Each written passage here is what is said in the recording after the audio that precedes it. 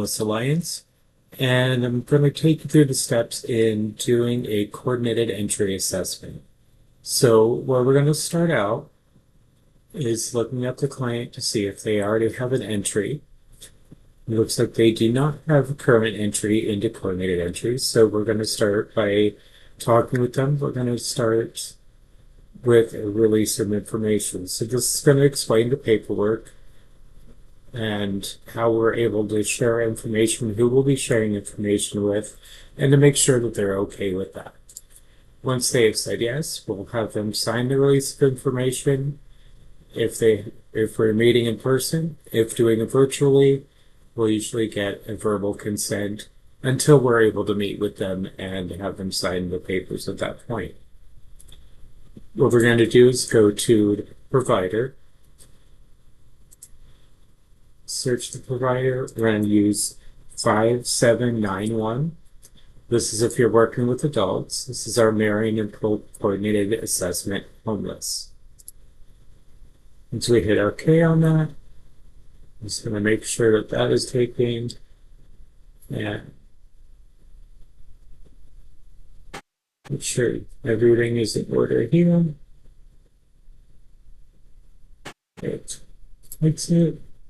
And this is going to allow us to choose the dates. We usually use 2 years. So 10, 24, 2027 will be the expiration date of that. Now, if you have had them sign it, then you would say signed statement from client. In this case, we'll say verbal consent because we're doing it virtually. Whichever way that you have them do it is how you would check here. And then you put your name in here. I'm just going to sign my name since I'm the one reading this part. Let's save release of information. Sorry, I forgot to click release granted. We're going to say yes, they decided that release of information was okay and they were signing. So the release of information, so here's the release there. Now we're going to go to add entry exit. You can also access this under the tabs here, hitting entry exit. Note that this is being done in the training site, so any client information coming up here is from a fictional client. So when you're going to add that entry exit in here, again, we're going to use that 5791. Submit, hit that. Type is going to be HUD because we want to make sure that it's going to pull up correctly when we do any reporting. And then you save and continue. So in this case, we're using clearance cleared here. We use a single male, so we're just going to do the base assessment homeless adult. And as you see, there is information here already, but what we're going to do is make sure all of that information is still correct. So when we go down the list, we're going to ask each question. Usually the information up here doesn't change, just verify it. Same with race, gender. If they have any disabling conditions, you'll ask. Then make sure you hit this HUD verification and make sure that these still apply. If there are any other ones, or if there is any that he says no to that prior said yes, you want to make sure you hit this pencil to edit. If he says at this point that he did not have any alcohol or drug use disorders, you put the end date prior to the assessment date. So it would be 10/23/2025. And then we'll hit no on this. Now you notice that goes to incomplete. You want to hit no because we want to make sure that this is all accurate and that you have that green check mark over there. So this is similar to any other entry exit process in this part of it. So we're going to ask each question, make sure all the information is still correct. Make sure you're updating this area here. This is very important because we want to make sure that this is accurate information. Otherwise, when it comes to federal reporting time, there's going to be a lot of errors. So we want to make sure that we're checking this. Now, what I can see is that the length of the approximate date this episode of homelessness started was over 3 years ago. Note that it says this episode of homelessness. So it's not when they became homeless the first time, it's this particular time. So if that has been more than 3 years, the total number of times he could have been homeless in emergency, shelter, or safe haven in the past 3 years would have to be one. So that would have flagged an error in our reporting. And it's been more than 12 months. So all of this aligns with the chronic homelessness. So good candidate for chronic homeless situations. Enrollment COC, if he's in Marion Polk County, is going to be that OR 504. We're going to say he's still in Salem. We need to make sure that we are filling out this area. When someone is booked for a coordinated entry referral, the first thing that they need is some way for people to get a hold of them. So we want to ask a phone number if they have one, or if they have a message phone that we can leave, or if they have a caseworker that they can leave a message with. We can figure any of that out. So we're just going to say 171-555-1212 is his phone number. That way we can call. We could also do an email address if they have that. I still want to try to get a phone number because that's probably the easiest way for a lot of workers to reach out to someone. Then we want to fill in how would they like to be contacted. So we can say phone or text. Any time of day. That way they can leave a message. If there's certain times that is at work or whatever, we can also note that in here. He's not currently a survivor. He's not a survivor of domestic violence. He's not currently experiencing any of that, so we get to move forward. Is he connected to VA services? We're going to say no at this point, because we know he is not a veteran based on his other answers previously. He's not engaged in foster care. We're going to say there's only one adult in the household because it's just him. So we're going to start asking some of these questions. So we're going to ask if he's had any overnight stays in hospital, any visits to the ER, any trips by ambulance, or any EMT care. So we're going to say no overnight stays. Again, we would be reporting whatever his answers are. But in this case, I don't have anyone to ask, so I'm just going to throw this stuff in.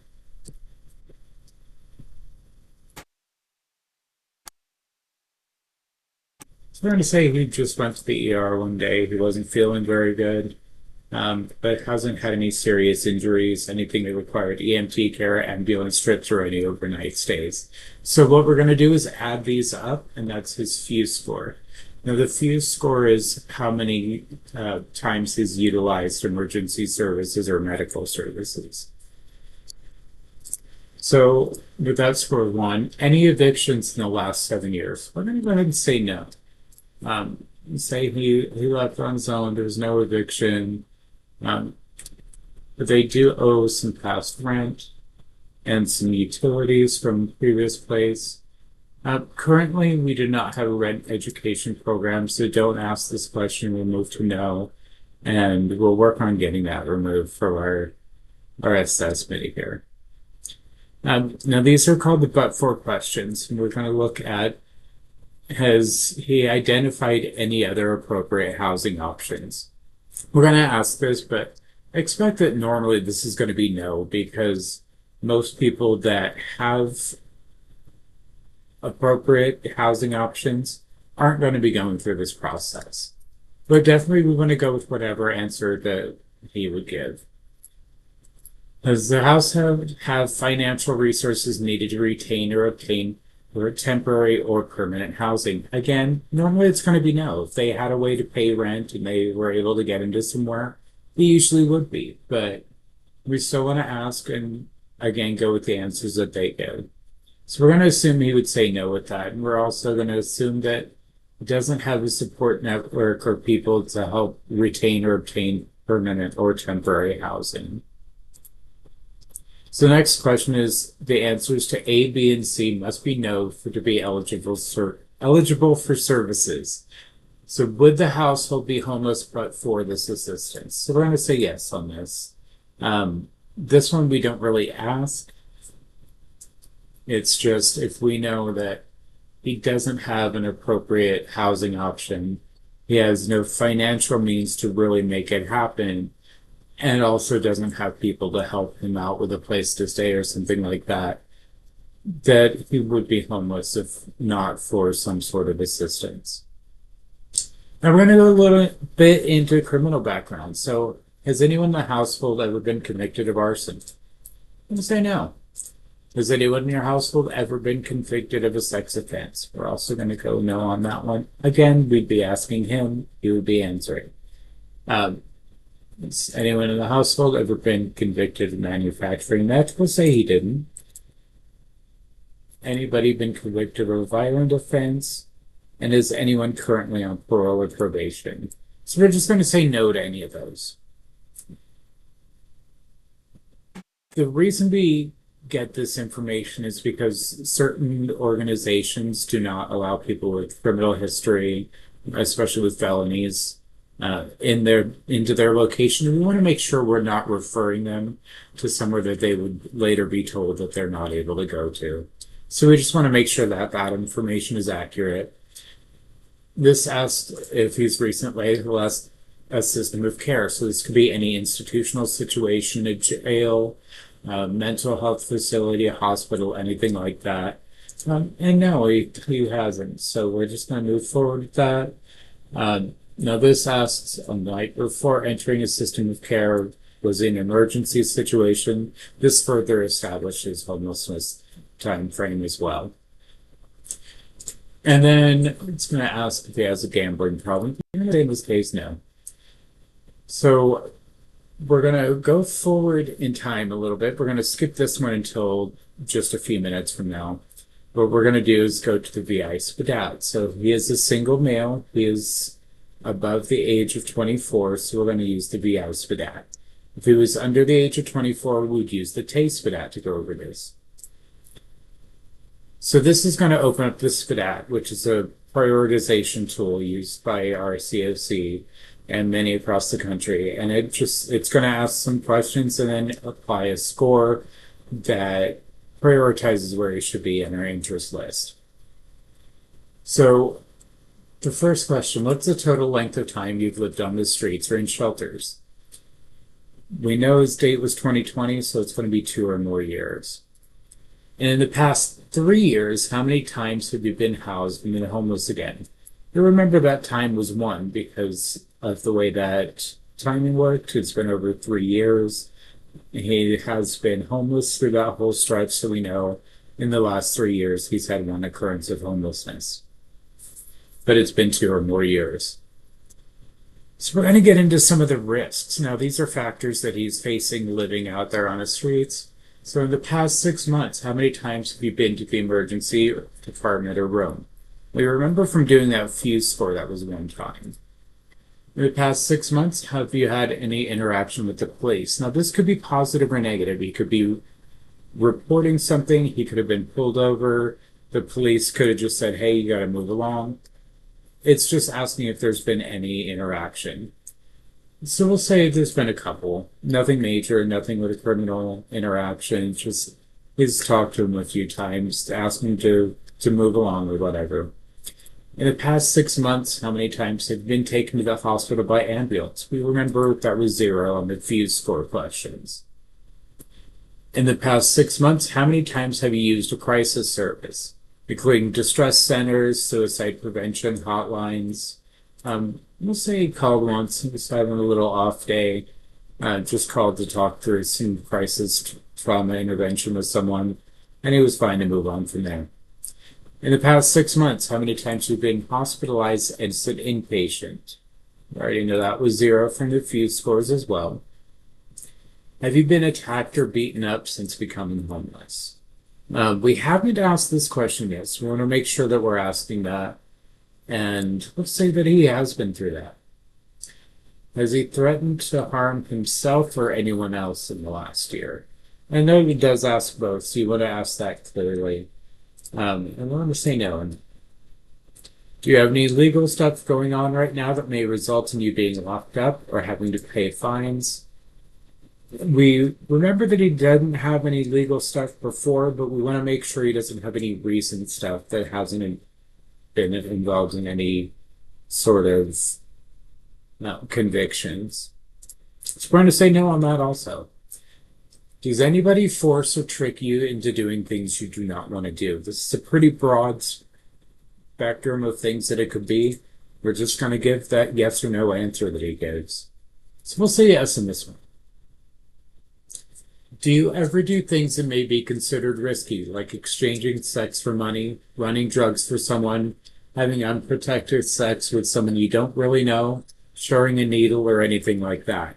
That's a huge loaded question, and it may be hard to ask at first, so practice asking it, even if it's just to yourself. Just learn to get the words out, because it can be awkward. We're asking someone that may not have ever met before some pretty loaded questions. You just want to ask it very matter-of-factly, make sure that they're aware that there's no judgment, and we're not looking for perfection here. We just want to know the honest truth. So we're going to say he said yes to this one. Now, this one, I'm going to read types of places people sleep. Please tell me the one you sleep most often. And then you're just going to read this list. And they can specify another one. I'm just going to say it's street, sidewalk, or doorway for him. Other does give a chance to specify, whether, he sleeps in an abandoned building, whatever can be in there. Now we're going to go more into socialization and daily functioning. So this is how does he get through his days? Is there anyone that thinks you owe them money? Now we're not asking who, we're not asking if it's dealers, bookies, whatever. We're just going to say yes or no to whatever he says. Do you have any money coming in on a regular basis, like a job or government benefit, or even working under the table, binning or bottle collecting, sex work, odd jobs, day labor, anything like that? You do not have to read the whole list. It's good if you do, kind of jog the memory, but it's not necessarily to read the entire list. And we're going to try to remember if they have a job or anything like that we find out earlier on in the assessments, and just put that answer in there. Do you have enough money to meet all your expenses on a daily basis? Now, this question means right now, are you doing okay? We're going to say no. I mean, life's expensive on the streets too. You may not have rent, but you have to figure out if you need a shower or something like that. You either need to have a gym membership or get a hotel room for most of the time. Food is expensive, especially when you have to eat out. Food stamps don't last that long, and you can't get real food on it if you don't have a place to cook. You're going to be living off snack food. It goes quick. So I'm going to say no. Do you have planned activities each day other than just surviving that bring you happiness and fulfillment? This question hits hard for a lot of people because it's basically saying, are you living in survival mode, or are you living? So some people do say yes, but we hear a lot of no's as well. I'm gonna say that yeah, he hangs out with friends when he can, so he tries to do stuff to keep himself up. Do you have any friends, family, or other people in your life out of convenience or necessity, but you do not like their company? We're gonna go ahead and say yes in this because, well, a lot of people do. And especially when you're on the streets, sometimes you just need someone for survival. It may not be someone you enjoy being around that much, but it's company. Do any friends, family, or other people in your life ever take your money, borrow cigarettes, use your drugs, drink your alcohol, or get you to do things you really don't want to do? again, kind of like the question earlier, asking if they have anyone out of necessity or if they're being tricked. Same sort of situation. We're just checking to see how the people in his life are treating him. So we're going to say you say yes on that one. Now, these next that say observation only, do not ask. Don't bother with those. We no longer take those into consideration, but it's still kind of grandfathered into the tool itself. So, wellness, we're going to start with where do you usually go for healthcare when you're not feeling well? And we're just going to kind of read this. Um, some don't go for care, some just go through and hope for the best. Some go to clinics, hospitals, VA. I'm just going to say he goes to the clinic. And then we're just going to ask, have you ever had, or has a healthcare provider ever told you that you have any of the following? And then we're just going to go down the list and get that yes or no. So kidney disease, end-stage renal disease or dialysis, history of frostbite, hypothermia or immersion foot, liver disease, cirrhosis, end-of-stage liver disease, HIV, AIDS, history of heat stroke, heat exhaustion, heart disease, arrhythmia or irregular heartbeat, emphysema, diabetes, asthma, cancer, hepatitis C, or tuberculosis. Okay. Again, ignore the observation only question. Have you ever had problematic drug or alcohol use, abused drugs or alcohol, or have been told you do? Have you consumed alcohol and or drugs almost every day or every day for the last month? Have you used injection drugs in the last 6 months? Have you ever been treated for drug or alcohol problems and returned to drinking or using drugs? Have you used non-beverage alcohol like cough syrup, mouthwash, rubbing alcohol, cooking wine, or anything like that in the past 6 months? And if you blacked out because of your alcohol or drug use in the past month, again, ignore the observation only. Have you ever been taken to a hospital against your will for a mental health reason? Have you ever gone to the emergency room because you weren't feeling 100% well emotionally or because of your nerves? Have you spoken with a psychiatrist, psychologist, or other mental health professional in the last 6 months because of your mental health, whether that was voluntary or because someone insisted that you do? Have you ever had a serious brain injury or head trauma? Have you ever been told you have a learning disability or developmental disability? And do you have any problems concentrating and or remembering things? And skip that. Have you had any medicines prescribed to you by a doctor that you do not take, sell, had stolen, misplaced, or the prescription was never filled? And just a quick yes or no, have you experienced any emotional, physical, psychological, sexual, or other type of abuse or trauma in your life which you've not sought help for and which has caused your homelessness? Okay, at this point, you're done asking these questions. So what you kind of want to do is just tell them, take a breath. We're going to do some calculations, see kind of where they fall.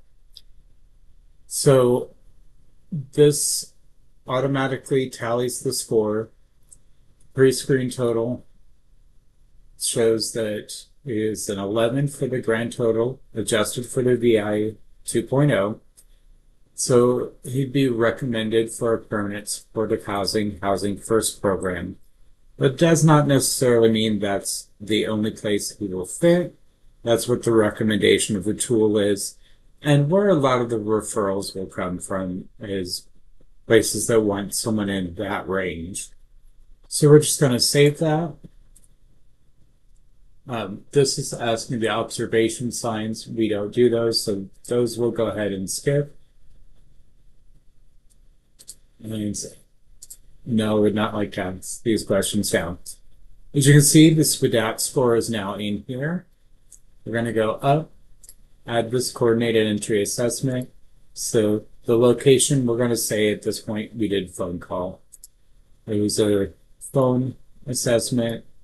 It's always going to be housing needs assessment because that's what this SPIDAT is for. Prioritization status is going to be placed on prioritization list. This will be done automatically. And there's not an end date that we put in there until we're actually going ahead and closing that out. And we're going to save that. So that entry is in there. Don't need to paste for that in this case. I'm going to save this, put it in permanent supportive housing, housing first wait list. This is going to be region 7. And this wait list is based on that recommendation that was given at the end of this SPIDAT. And we're going to go ahead and say doesn't need translation assistance. Just going to answer the questions that are on here. These may change with the data standards changes. We're going to go through, just make sure everything's there. All of these green check marks are present, so everything's updated. And then we'll go ahead and click the save and exit. So now when we go to the summary, we'll see that there's been the release of information and the entry to the homeless assessment. So that's the process of doing the assessment. You want to ask both of those sets of questions. Some of them repeat, so it's my practice to try to remember what's on the first one and carry that information on the second. And if I don't remember, I say, I know I just asked you this question, and I know this information's over here, but I forget. So can I ask you this question again? And usually people are more than happy, and especially they do recognize that they've already asked that question. So hopefully this is helpful, and stay tuned. We'll have some more updates for you.